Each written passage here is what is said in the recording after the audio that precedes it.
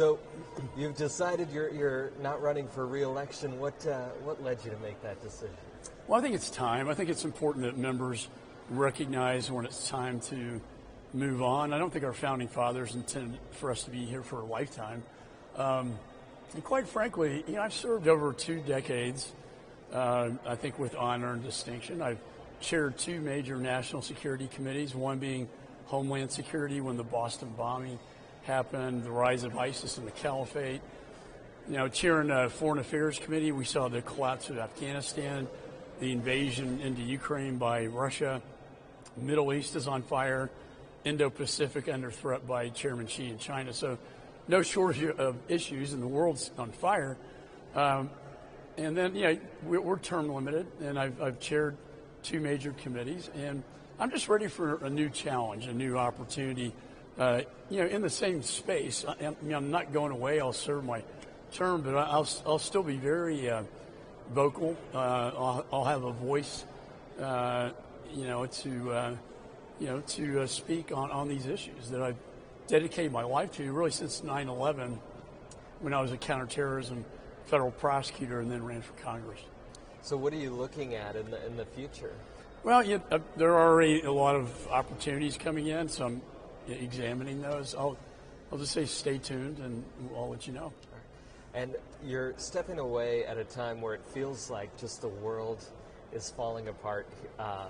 We're looking at what happened in Poland, what's going on in Gaza right now. With Poland, what do you think the U.S.'s response needs to be when the Russian drones are flying over? Well, the temperatures are rising. I mean, with the offensive drones over Polish airspace, you have nuclear bombers near the Polish border. You have the war game exercises with Belarus on the Baltic nations and NATO border there, and then the firing of missiles in the Arctic. NATO has responded in kind by European, what they call Europe or Eastern Sentry, which is a movement of logistics and military assets to the eastern flank of NATO. So the attention is rising right now. I think it's important that we put more pressure on Putin. He's not negotiating in good faith. This has to be negotiated. It's not going to be a march to Berlin like World War II. But he's not making any concessions, and we're not putting pressure on him, and we should. I think the secondary sanctions need to be done. I agree with the president. He wants this to be a whole of effort.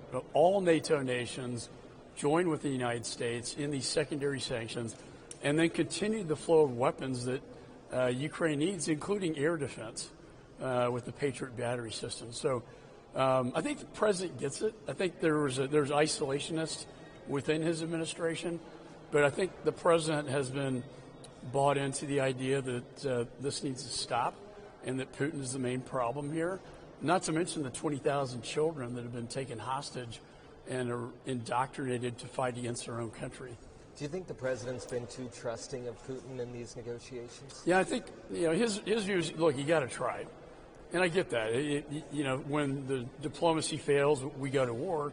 So you have to try in these negotiations, but you have to also be clear-eyed about who you're dealing with. This is a former KGB officer, once KGB, always, and I don't trust him. I really don't. And you have talked about the sanctions bill that you worked with Senator Graham on. Can we expect that to come in like soon? I think soon, yeah. And I think, again, what the president's trying to do is get buy-in from all the NATO countries, and then we'll go forward with that sanctions bill. I will say the emergency wartime supplemental bill that I led, I think saved Ukraine. Otherwise, they'd be under Russian occupation right now. And then they'd be threatening Moldova and the eastern flank of NATO if we hadn't passed that legislation. And then I want to ask you about something that happened just this week. The president announced and posted a video of the U.S. taking out one of those ships or one of those boats coming from Venezuela. Wanted to get your thoughts on the U.S. striking one of these boats. Well, I think for too long we've let the cartels, reign with impunity, both in the Caribbean and in the plazas in Mexico. I actually applaud that because that's deterrence. Weakness always invites aggression. strength, peace through strength, deterrence.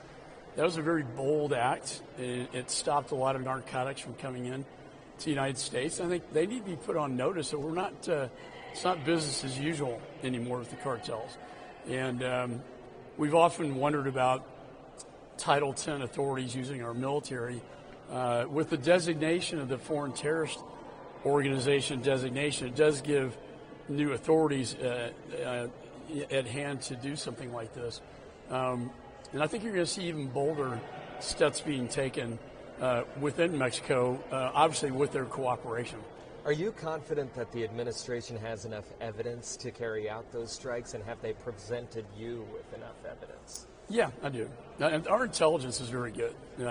It's in our hemisphere.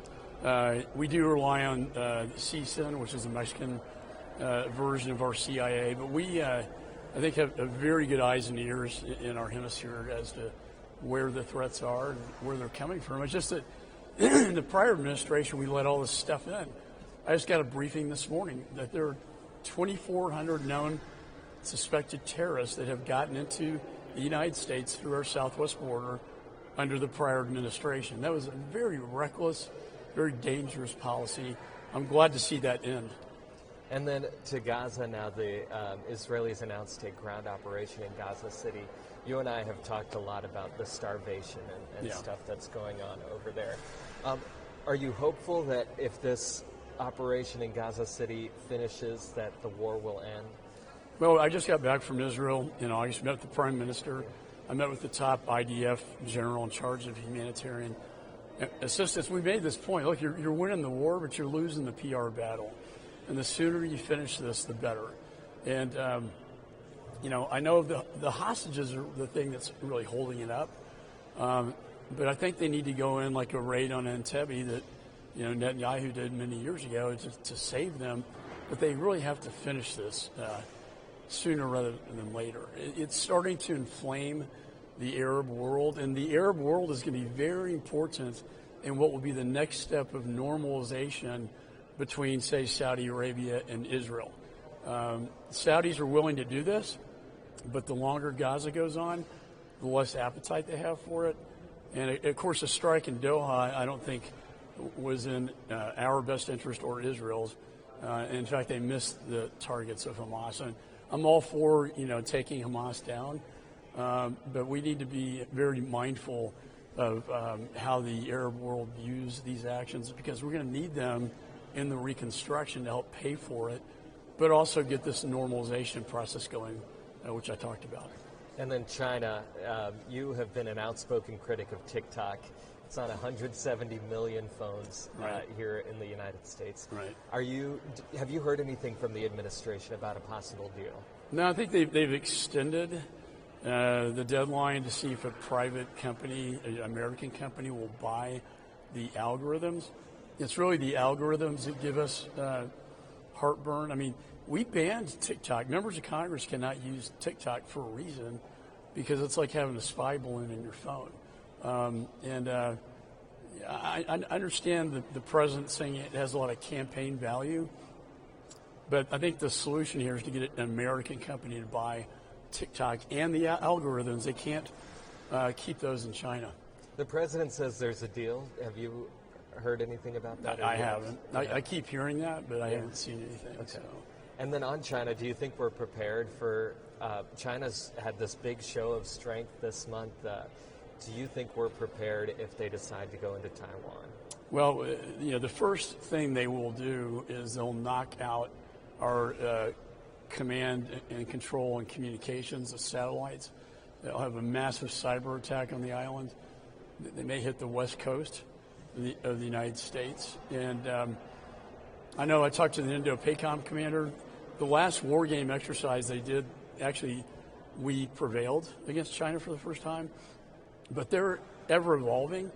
When I was in Taiwan, they surrounded the island with a war game exercise, and then they sanctioned me. So they're very aggressive in the South China Sea, as well. And I think the key there is to arm Taiwan, to arm the Philippines, which is kind of a forward operating base. I met with the Japanese ambassador the other day, and the AUKUS bill I passed, which really creates Australia as a beachhead in the Indo-Pacific. It has to be where all the new modern weapon systems are manufactured using AI and quantum, our nuclear submarines in the water, are all deterrents. This is what keeps Chairman Xi up at night. And I think all those factors hopefully will deter him from making that mistake. And people say, why is Taiwan important? You know, you can talk about freedom, democracy, but recognize that 90% of the advanced semiconductor chips being manufactured globally come out of Taiwan.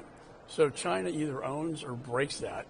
You can imagine the devastation that's going to have around the world. And then I want to ask you sort of about your tenure. I did the math, I crunched the numbers this morning, and about a third of the members of Congress who are in the House right now were here before the sort of Trump era, before 2017.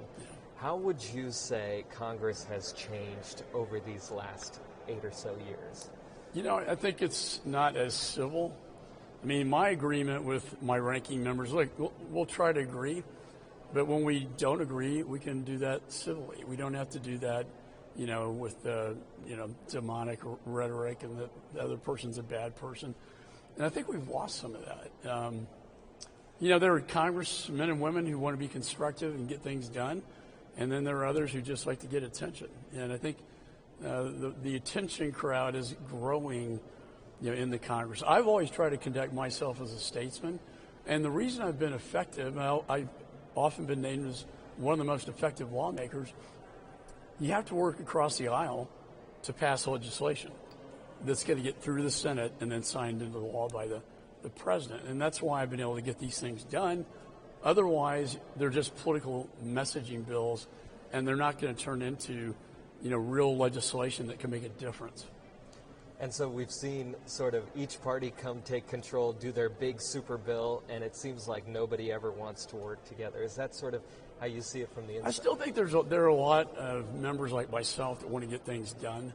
The appropriations process has been very difficult, obviously. But you know, first person I voted for was Reagan. I'm kind of in that mold, I guess, if you will. And, you know, but the party is evolving. I just hope, you know, this America First, which I agree with, that's why I passed the CHIPS Act, to manufacture semiconductor chips here and not overseas.